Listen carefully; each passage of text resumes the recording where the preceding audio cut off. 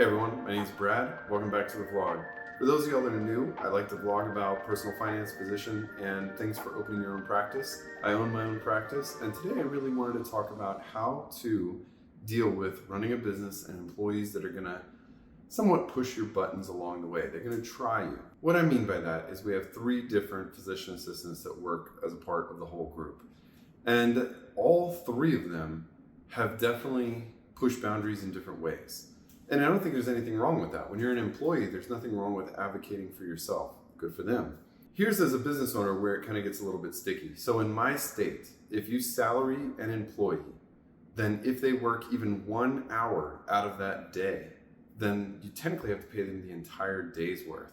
So there was this one physician assistant that would basically have excuses. I'm gonna do dental, or I'm gonna go here, X, Y, and Z. And like 3 or 4 days out of each pay cycle, they would be gone maybe 3 hours, 4 hours, but they'd come in and work the rest of the day. And we'd still have to pay the entire salary for that whole day for that physician assistant.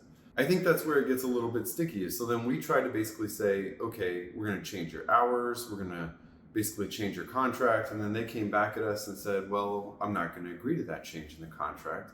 And there's nothing you can do about it. If I have to take time off and I'm gonna go deal with a dental issue or my car repair or whatever, still have to get paid for the whole day. This also came up one time because they were supposed to be on call and they were supposed to return some of their messages throughout the day. Well, they claimed that because they did work at home on their computer that day, they wanted to be paid for the entire day that they were working, even though they didn't work at all. So this is the downside of part of running a business, right? It's like you're gonna have people that are gonna push the boundaries and you're gonna have individuals that just may not work out long term. And for those individuals, what we ended up doing is the second it started going down the road of this looks like it may not be a good fit, we post a job ad online and we basically have someone else ready to go whenever we're ready to terminate that employee and move on. That's all we can do.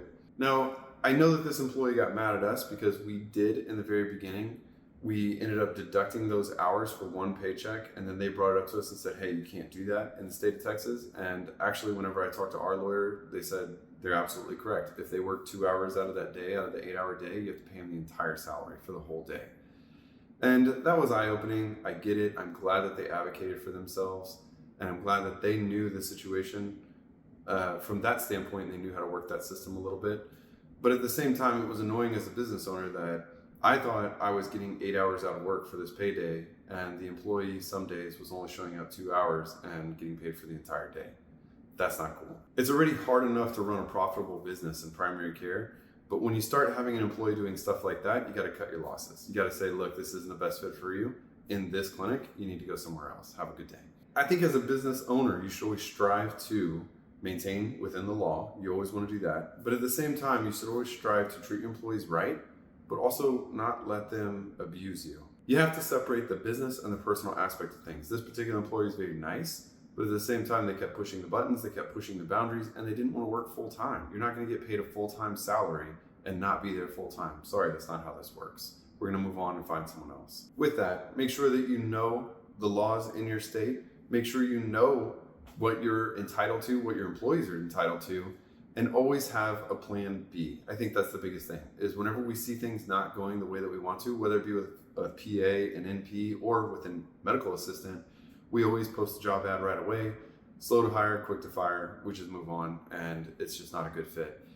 A lot of people are really worried about paying the unemployment tax, basically that if you have to pay unemployment benefits, that's a big issue. Well, it turns out that I way overpaid our unemployment taxes to the tune of about $40,000, which we just got a check back for. Yeah, your unemployment taxes don't really go up that much, even if you just terminate 1 or 2 employees. They barely go up at all.